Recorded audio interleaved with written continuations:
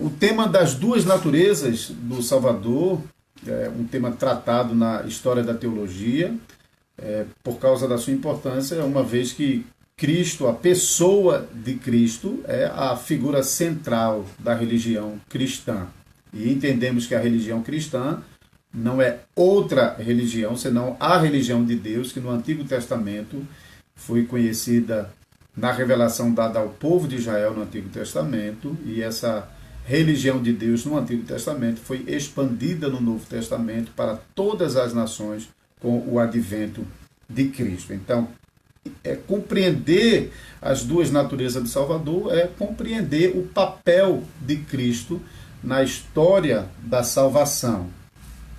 Então, só como introdução, a gente quando está estudando a história da igreja, então, dependendo do historiador, é dividido em diversos momentos diferentes, hein? Em diversas fatias da história, contando pedaços, separando pedaços da história e identificando esse pedaço da história com algum movimento mais particular. Mas, geralmente falando, tratando de uma maneira mais abrangente, o primeiro período, que é aquele período dos pais logo após os apóstolos, muitas vezes esses pais são chamados de pais apologistas, porque naquele primeiro momento da igreja cristã, o grande acontecimento eram as perseguições aos cristãos. O cristianismo não era uma religião considerada lícita por Roma, né? Roma adotava a religião politeísta e os povos conquistados eram assimilados e até suas divindades também incorporadas ao panteão de deuses. Mas os judeus, eles foram muito resistentes a isso. Mesmo debaixo da dominação de Roma, a única maneira de Roma experimentar paz, ou pelo menos uma redução da perturbação com o povo judeu, era permitindo que os judeus pudessem praticar sua própria religião e não ter de se submeter à religião politeísta do Império Romano. Então,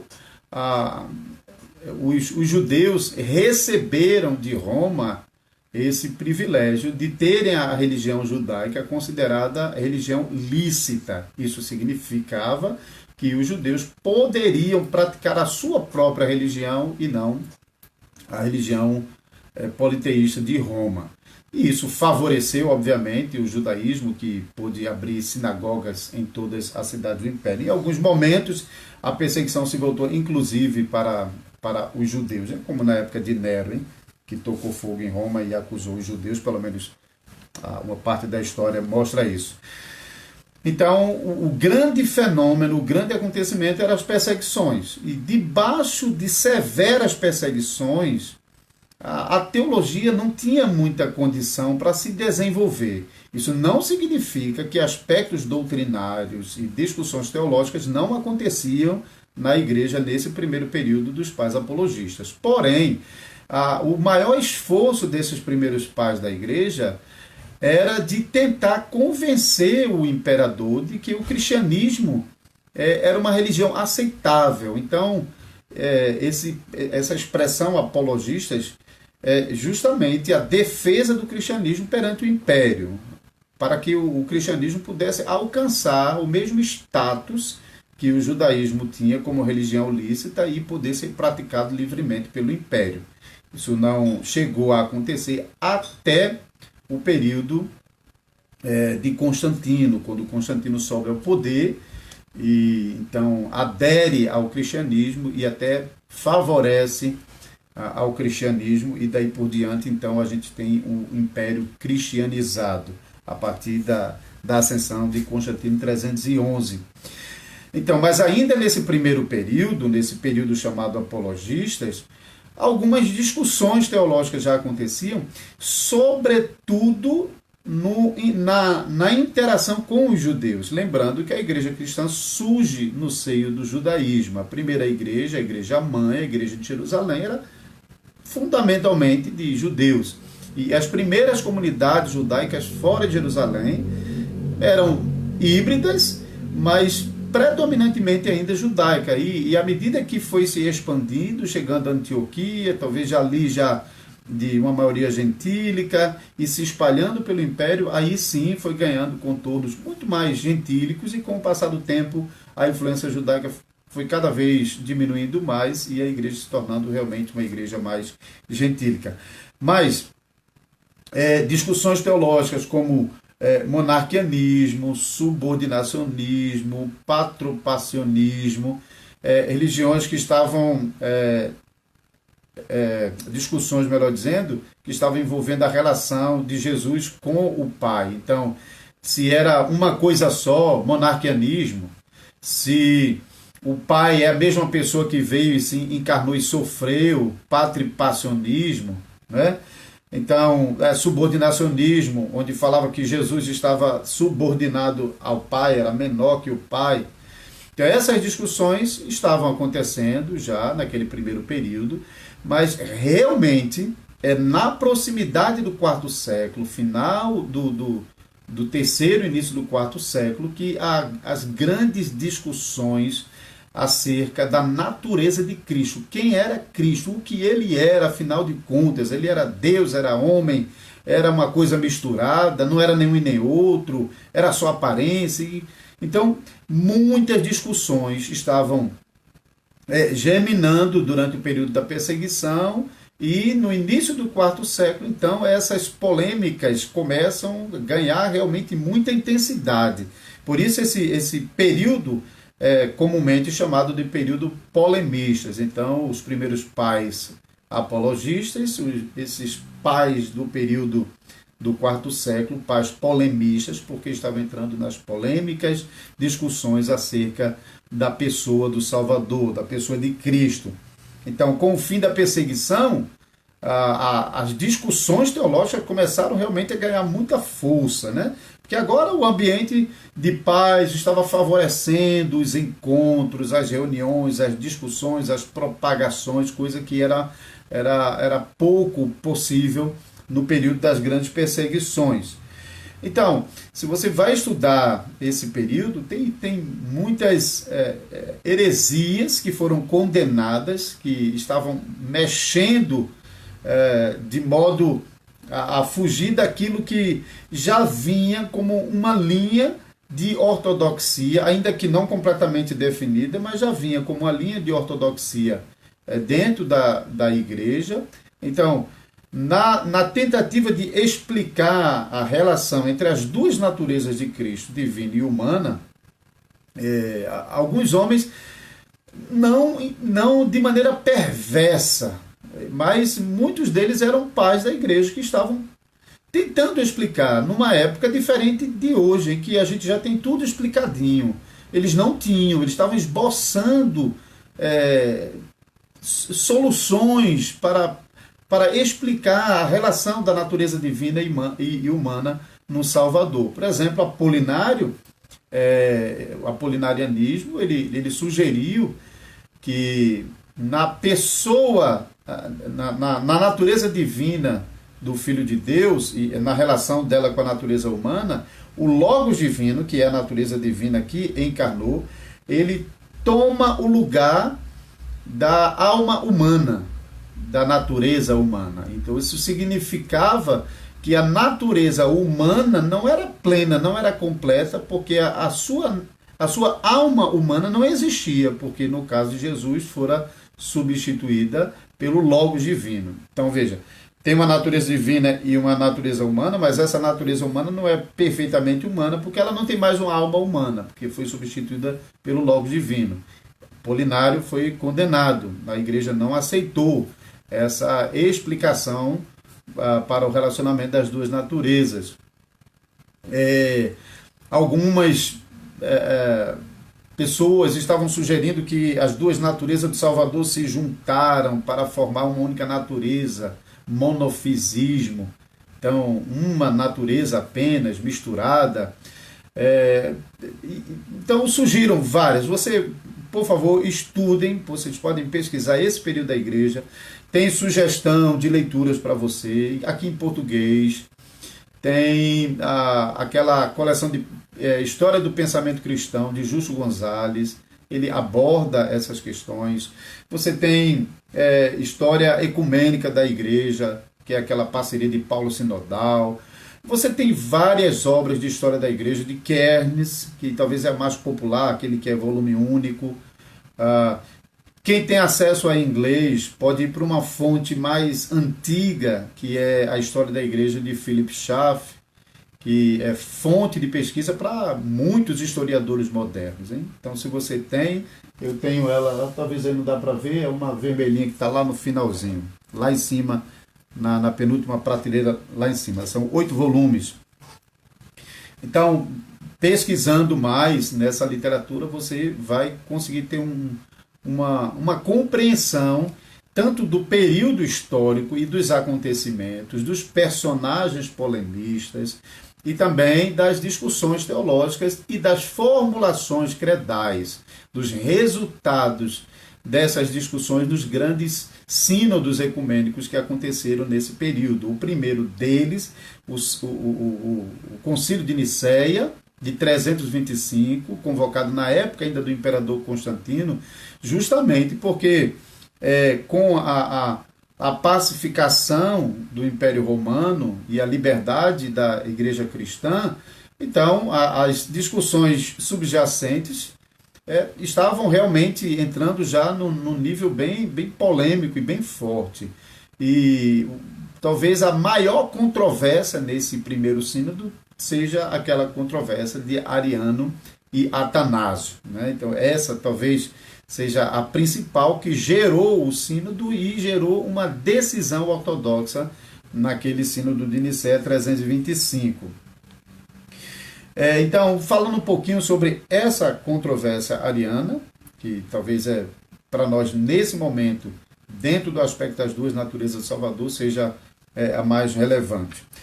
Justamente porque gerou um sínodo e desse sínodo gerou aquele primeiro, o credo niceno, né? Embora o credo niceno que nós temos hoje, que nós chamamos de credo niceno, na verdade, ele é credo niceno constantinopolitano, porque esse credo niceno ele foi provocado no sínodo de Constantinopla, o sínodo seguinte, e foi reafirmado no sínodo de Constantinopla com pequena mudança. E a versão que nós temos hoje é justamente essa versão de Constantinopla. Por isso, às vezes, ele é chamado de credo niceno constantinopolitano.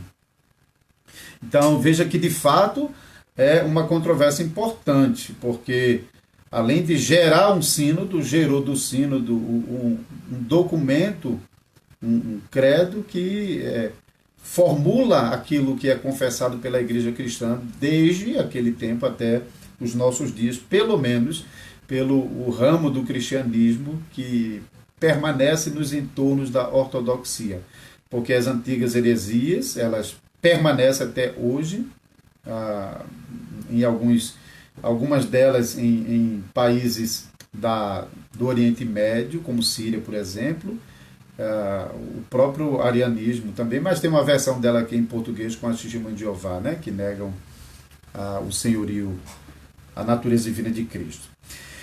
Certo, então, resumidamente, antes de acontecer o sínodo de Nicéia 325, já o bispo Ário, na cidade essa discussão havia chegado na cidade de Antioquia, e então o bispo Alexandre de Antioquia tem opiniões um pouco divergentes, mas parece que, no mínimo, ele não foi muito veemente, muito enfático em combater o pensamento de Ário. Alguns dizem que porque ele realmente não era homem habilidoso, mas outros sugerem que ele agiu mais politicamente para não gerar mais tensão. Porém, àquela época, um diácono da igreja, Atanásio, então veja aí, viu, o que um diácono da igreja é capaz de fazer. Isso é um bom exemplo para nós hoje. Atanásio, ele começou a rebater a Ário, e as discussões foram ficando cada vez mais calorosas, de modo que quando o sínodo foi convocado, e isso foi se espalhando, hein? E chegou um momento que não era uma coisa só de Alexandria, já realmente estava espalhado por boa parte do império, e comprometendo a unidade do império. Roma estava às voltas de invasão de bárbaros, e aquela tensão, e de repente o império experimentar mais uma tensão e mais uma divisão provocada pela religião. Então, para pacificar, é que o sínodo foi convocado. Então, o bispo Alexandre de Alexandria foi convocado também ao sínodo, e ele levou Atanásio como seu colaborador, hein? Levou Atanásio para ser alguém, ele era um tipo de secretário, né? Porém, Atanásio já tinha demonstrado suas habilidades nas discussões pré-concílio, hein? Nas discussões em defesa de uma posição na qual as duas naturezas de Cristo eram defendidas sem haver mistura e sem haver junção, sem haver separação, e preservando as duas naturezas em uma única pessoa do Salvador, e defendendo então assim a divindade de Jesus Cristo. Então, no sínodo, Atanásio, ele acaba ganhando notoriedade, e ele acaba ganhando também uma posição de destaque. Então, Atanásio, ele defende as duas naturezas do Salvador, interagindo sem mistura e sem separação na única pessoa do Salvador. Essa posição é bem importante, porque no final das contas é ela que vai ser preservada nos documentos oficiais da Igreja. Talvez você já ouviu a expressão união teantrópica, né? Porque teantrópica tem a ver com teo de Deus, antropos de homem, teantrópica, então é a encarnação de Cristo, as duas naturezas se unindo na encarnação. E também talvez você tenha ouvido sobre a expressão união hipostática, porque hipóstase é uma palavra do grego que tem sido traduzido como naturezas, né? Então, união hipostática, a união das naturezas, das duas naturezas. Então, essas duas naturezas, então qualquer pensamento, ou qualquer sugestão de que na união dessas duas naturezas elas estavam se fundindo em uma natureza nova, isso era rejeitado. Se alguém enfatizasse demais a separação entre as naturezas, isso vai acontecer posteriormente com aquele debate entre Nestório e Cirilo, em que Nestório, na luta contra Cirilo, estava defendendo que não, que as duas naturezas elas são distintas, só que Nestório enfatizava tanto a distinção que ele acabou perdendo o debate e até sendo acusado de estar ensinando sobre dois Cristos.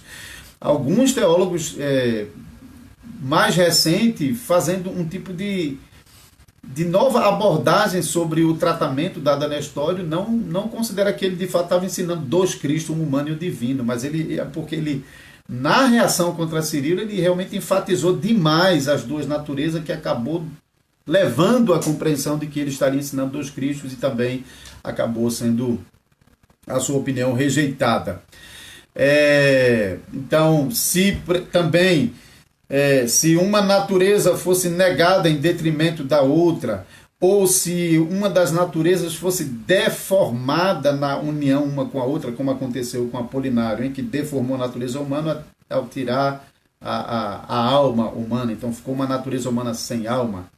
Então, esse tipo de explicação que acabava por mexer nessa estrutura que já vinha sendo reconhecida ao longo da Igreja, uma herança apostólica, que era a verdade bíblica de que Cristo é um verdadeiro homem especialmente em Mateus, o Evangelho de Mateus, está descrevendo a natureza humana de Jesus, a sua herança, a sua origem, passando por Davi, os evangelhos mostrando a sua origem até Adão, e particularmente no Evangelho de João mostrando mais declaradamente a natureza divina do Salvador.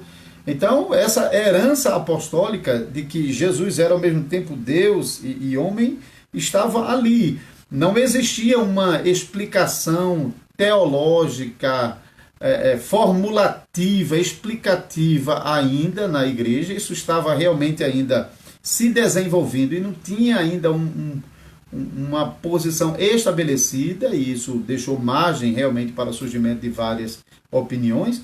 Então, de fato, aquele momento precisava disso, exigia que de fato tivesse uma formulação. Então, essa linha mestra, ela já vinha desde o período apostólico. Então, é justamente as reações a ela que estavam sendo combatidas e que no sínodo acabou realmente ficando de fora. E o que houve então no sínodo foi uma formulação mais apropriada para definir então o relacionamento das duas naturezas do Salvador. Em resumo, então, foi definido que as duas naturezas do Salvador estão unidos sem mistura, indivisível e inseparável, e na única pessoa, que é a pessoa de Cristo, a pessoa divina do Salvador. Então, a natureza divina compõe a pessoa que se une à natureza humana plena, verdadeira, completa. Então, essa foi, em síntese, você vai poder ler muito mais sobre isso nesses livros indicados, em outros livros também. Então, formulada a doutrina, isso não encerrou completamente, a discussão ainda vai perdurar. Ário, por exemplo, perde o debate ali, né? E ele acaba sendo exilado, e o arianismo foi então rejeitado como doutrina, como explicação válida para a doutrina das duas naturezas de Cristo, porque Ário estava sugerindo que Cristo não é divino, ele não é Deus, ele pode ser considerado divino no sentido em que ele foi a primeira das criaturas de Deus, por meio da qual todas as outras vieram a existir. Então, de fato, tudo veio a existir por meio de Cristo, sim, segundo Ário, porém, Cristo também era uma criatura, mas ele foi uma criatura especial que gerou todas as outras criaturas. Nesse sentido, ele até podia ser chamado de Deus, mas um Deus não igual ao Pai, um Deus no sentido de ser a principal das criaturas de Deus. E isso é seguido basicamente pela Testemunha de Jeová, embora eles não gostam da ligação com os arianos, não. Mas basicamente isso mesmo que eles estão ensinando. Inclusive a tradução do Novo Mundo traduz João 1:1 justamente assim, o Deus com letra minúscula, né? No princípio era o verbo era Deus, e o verbo era um Deus, e o verbo estava com Deus. Então eles traduzem assim. Então, essa posição de Ário foi rejeitado, Ário foi exilado, mas depois da morte de Constantino, acho que filho ou sobrinho de Constantino, que sobe ao poder, acaba repatriando Ário, e então novas discussões surgem. Apesar disso, os concílios seguintes, Constantinopla, o segundo concílio, o concílio de Éfeso, o segundo concílio de Nicéia, todos eles estão reafirmando basicamente aquilo que já havia sido afirmado anteriormente, que, como eu disse, era já aquela linha mestra na ortodoxia, que ainda não tinha sido cunhada essa expressão ainda, mas isso já existia dentro da igreja, e novas discussões acerca da pessoa do Espírito Santo e outros aspectos, até o sétimo concílio, que é chamado concílio, o último concílio ecumênico, né, o sétimo concílio, embora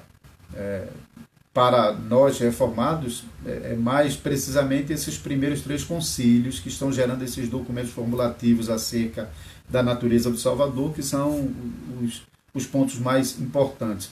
O sétimo concílio, por exemplo, tem de ser rejeitado pelos cristãos porque nele foi aprovada a validade do uso das imagens na veneração, né? Então a discussão de imagem dentro da Igreja Católica durou muito tempo, mas então no sétimo concílio acabou sendo aprovada.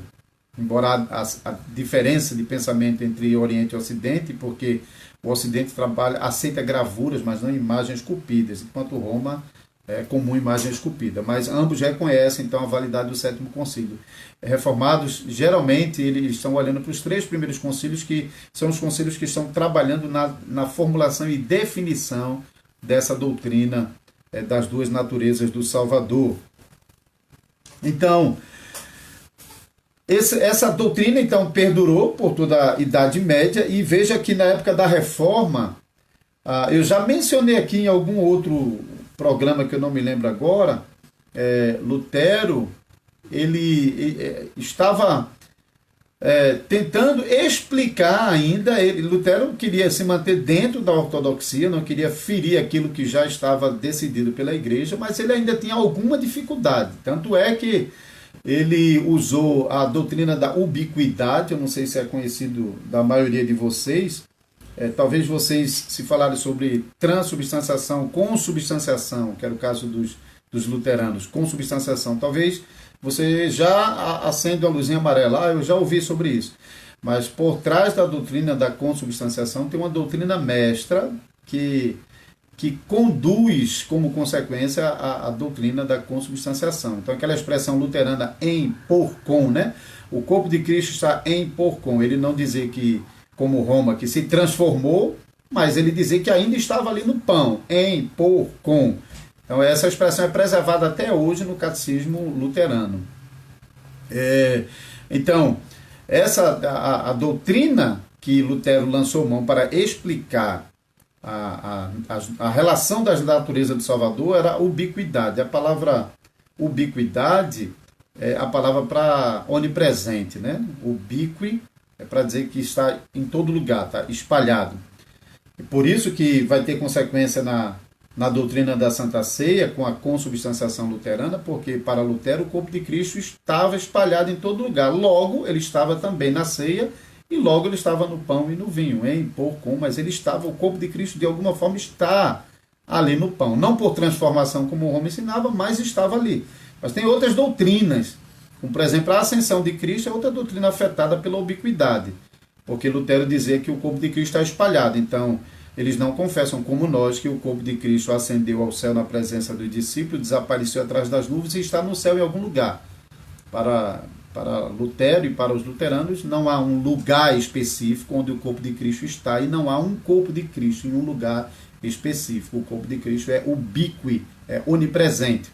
Então, como chega a isso? Chega na doutrina da ubiquidade, que Lutero dizia que desde o momento da encarnação, quando a natureza divina se une à natureza humana no ventre de Maria, a natureza divina está conferindo propriedades à natureza humana, de tal modo que a natureza humana agora tem as propriedades da divina.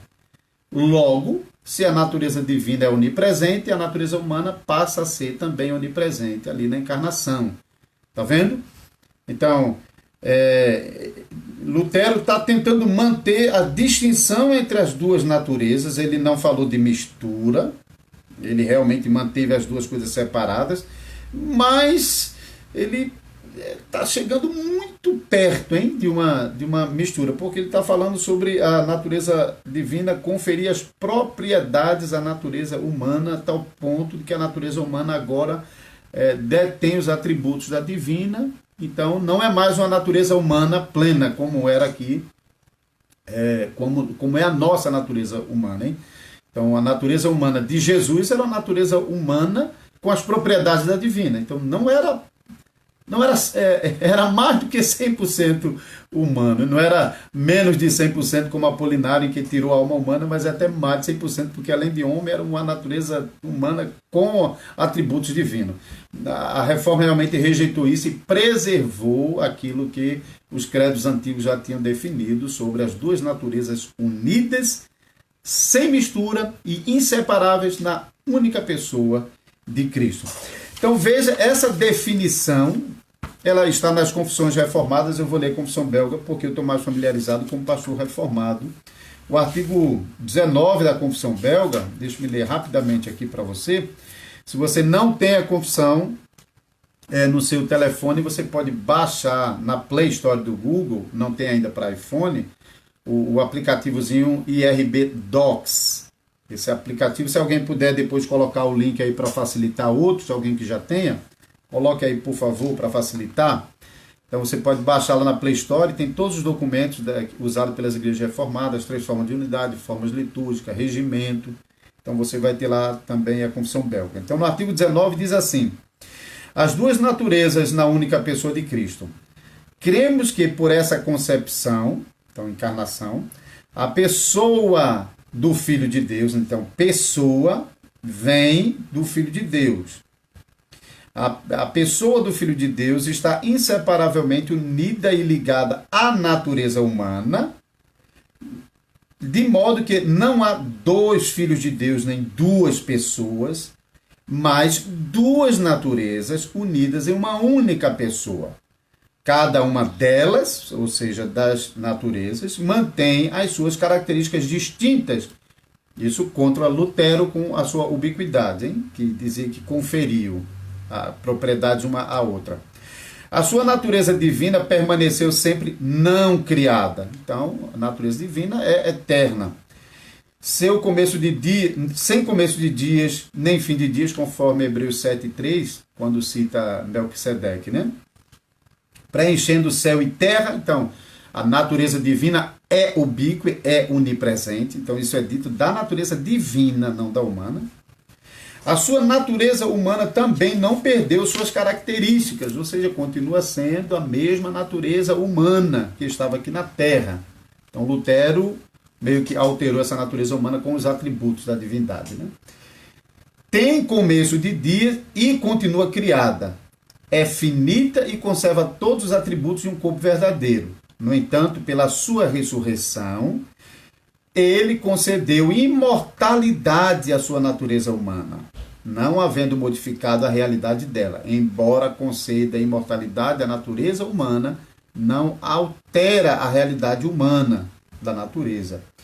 Pois a nossa salvação e ressurreição depende também da realidade do seu corpo. Vou voltar um pouquinho mais à frente para explicar melhor isso aí, tá?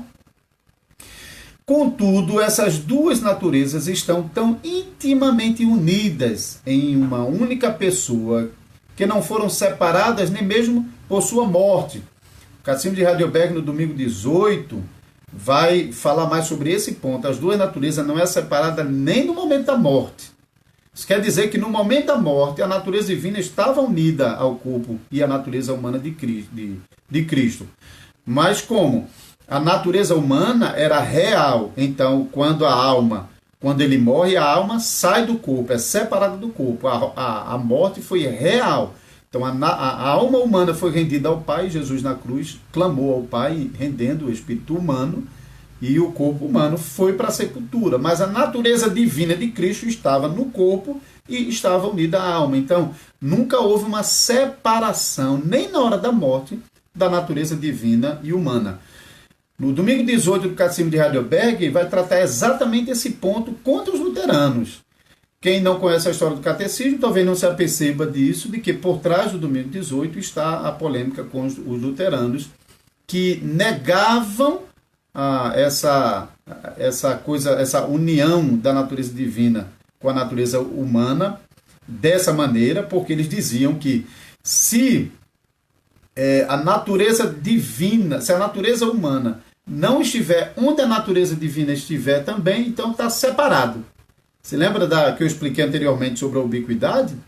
Então Lutero explicava que a unidade estava em que a natureza humana agora está presente em todos os lugares que a natureza divina está, porque ela recebeu os atributos de onipresença da natureza divina. Então isso era como os luteranos explicavam, que as 2 naturezas estavam permanentemente unidas, e que a natureza humana também estava em todo lugar que a natureza divina estava. Nós, reformados, nem na época da reforma nem hoje explicamos assim, mas explicamos que quem é onipresente é a natureza divina, não a natureza humana. Então, é a natureza divina que está presente e continua presente na natureza humana, mesmo quando Jesus morreu.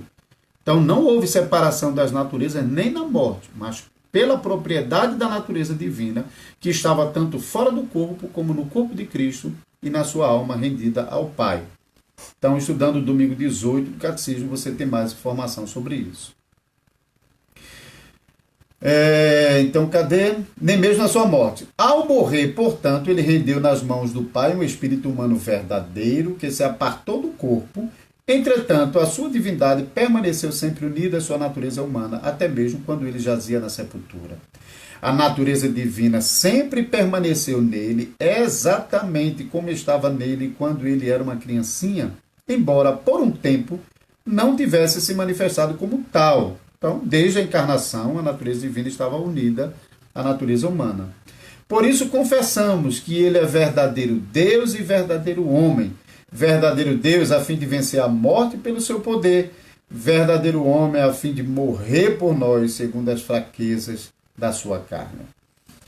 Esse último parágrafo agora, para explicar, e já estamos chegando perto do fim, então para explicar um pouco melhor sobre o objetivo da encarnação, das duas naturezas. Por que o Salvador tinha que ser duas naturezas? Porque não foi somente Deus vindo sem encarnar, ou porque não foi somente alguém, um dos profetas, um dos homens piedosos, que poderia viver uma vida sem pecado até.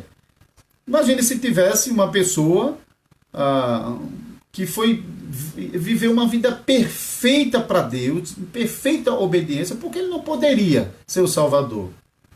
Então, de um lado, por que não poderia o próprio Deus realizar a salvação sem precisar encarnar? Do outro lado, por que não poderia ser um profeta, um homem de Deus, um dos patriarcas? Por que eles não poderiam fazer esse trabalho? Por que tinha que ser Deus e homem ao mesmo tempo? Então, eu quero passar agora ao Catecismo de Heidelberg, no domingo 6, é um domingo importante, que explica justamente essas duas naturezas do Salvador. Então, pergunta e resposta 16 diz assim: por que tem de ser homem verdadeiro e justo? Porque esse Salvador tem de ser homem verdadeiro e justo. Tem de ser homem verdadeiro, porque a justiça de Deus exige que a mesma natureza humana que pecou pague pelo pecado. Então, quem pecou foi o homem tem que pagar. Os anjos podem assumir o lugar do homem? Não. O homem não é da mesma natureza. Os anjos não são da mesma natureza que os homens. Animais podem substituir o homem? Não, não pode. Animais é de outra natureza. Mas no Antigo Testamento os animais não foram usados como substitutos. Eles foram usados como substitutos provisórios para apontar para o Salvador que viria. Não eram os próprios animais que estavam substituindo o homem no pagamento pelo pecado, na morte. Mas era Cristo, só que Cristo estava sendo apontado por esses animais. No Antigo Testamento, quando um judeu levava o seu sacrifício e entregava o sacerdote, o seu animal, para ser abatido, sacrificado, queimado sobre o altar, os judeus, ele estava aprendendo ali que ele era culpado e merecia estar ali naquela morte, mas Deus providenciou um substituto para ele. Mas o substituto não era o próprio animal, porque no ano seguinte ele estava lá de novo levando outro animal para substituir, numa rotina interminável de sacrifícios diários por toda a nação, continuamente, não acabava nunca. Isso demonstrava que aqueles animais não eram substitutos, eles apontavam para o nosso substituto, que era Cristo Jesus, como o próprio Senhor Jesus ensinou em Lucas 24, 44. Né? Tudo, a lei, salmos e profetas falam sobre mim, e eu vim para cumprir a lei, os salmos e profetas. Então, o Salvador tinha de ser homem verdadeiro e justo. Tinha de ser verdadeiro, porque a justiça de Deus exige que a mesma natureza humana que pecou pague pelo pecado. Não os anjos, não os animais. tem de ser homem justo, porque alguém que por natureza já é pecador não pode pagar pelo pecado dos outros. Então deixa eu voltar àquele ponto anterior. Se tivesse nascido um homem, se esse homem tivesse nascido livre do pecado, sem pecar, e tivesse vivido a sua vida sem pecar, ele poderia ser o substituto? Um outro homem qualquer que não fosse Jesus? Porque, preste atenção aqui, tinha de ser homem verdadeiro e justo. Então, tinha de ser homem de verdade, sua natureza plena, homem verdadeiro, com alma humana, espírito humano, um corpo humano. Então, não uma deformação sem alma humana, com a natureza modificada, com a natureza que veio do céu, como os anabatistas na época da Reforma sugeriram, né? Mas uma natureza humana verdadeira, um homem de verdade. E se esse homem não tivesse pecado nenhum, o que impediria que ele fosse o nosso Salvador? O que impediria? Porque teria necessariamente que ser o Filho de Deus. Então, na explicação agora da necessidade da natureza divina, isso fica mais claro. Na pergunta e resposta 17, porque ele tem de ser ao mesmo tempo Deus verdadeiro. Ele tem de ser Deus verdadeiro, para que pelo poder da sua natureza divina possa suportar em sua natureza humana o peso da ira de Deus e conquistar e restituir para nós a justiça e a vida. Sabe o que isso quer dizer? Que essa pessoa que teria de morrer, teria de passar uma eternidade sofrendo para pagar pelos nossos pecados. Porque os nossos pecados afetam a justiça eterna de Deus, a santidade eterna de Deus. E o castigo, portanto, é um castigo eterno. A condenação eterna de todos que pecaram. Então, o castigo é um castigo eterno. Aquele que nos substituísse deveria sofrer eternamente. Então, ele nunca voltaria para dizer, paguei a dívida. Primeiro ponto. Nunca voltaria para dizer, paguei a dívida. Certo? Então, segundo, ele teria que suportar o peso da ira de Deus contra os nossos pecados. Contra o pecado da raça humana. O mortal não consegue. Não consegue. A ira de Deus que Jesus suportou não se resume às dores que ele sofreu na cruz. Porque outros sofreram tantas dores quanto o Senhor Jesus. E talvez tenha tido casos até piores. Os outros 2 ladrões, por exemplo, tiveram suas pernas quebradas. E quando chegaram a Jesus não quebraram porque ele já estava morto. Então as dores que Jesus sentiu foram muito piores do que as dores físicas. Ele suportou a rejeição de Deus que virou o rosto para ele a ponto dele clamar, Pai, por que me desamparasse? Então o inferno estava sob os ombros do Salvador. Terceiro, esse Salvador tinha de voltar para reivindicar o prêmio da sua justiça. Qual é o mortal, ainda que ele fosse sem pecado, se tivesse existido, que nunca existiu? Um homem, depois da queda, não existe um homem sem pecado. Mas se existisse, ele não é Deus para decidir voltar à vida depois de morrer. Ninguém tem esse poder. Só quem tem esse poder é Deus. Só quem pode determinar retornar à vida depois de morto é Deus. Ele é o autor da vida. Ele tem a vida em suas mãos. Por isso Jesus disse, eu dou e torno a reavê-la. Isso eu recebi do meu Pai. Então Jesus, como o Filho de Deus, ele tinha poder para, depois de morto, retornar à vida. O apóstolo Pedro, citando o Salmo 16, no capítulo 2 de Atos dos Apóstolos, naquele discurso belíssimo, ele disse que as cadeias da morte não poderiam reter o autor da vida. Ninguém pode reter o autor da vida. Então, por isso, Jesus não poderia ser somente um homem, por mais perfeito que ele fosse. Era necessário que ele fosse também Deus, para que por sua natureza divina pudesse suportar em sua natureza humana o peso da ira de Deus e conquistar e restituir para nós a justiça e a vida. É uma pergunta simples. Se você parar aqui, o cara sempre está dizendo, não, por que tem que ser Deus? ao mesmo tempo Deus e homem? Olha, essa pergunta, assim que eu entrei no ambiente reformado e conheci o catecismo, rapaz, eu achei simplesmente maravilhoso. Sabe aquela coisa que é uma pergunta assim, porque a resposta não tem nada de sofisticação.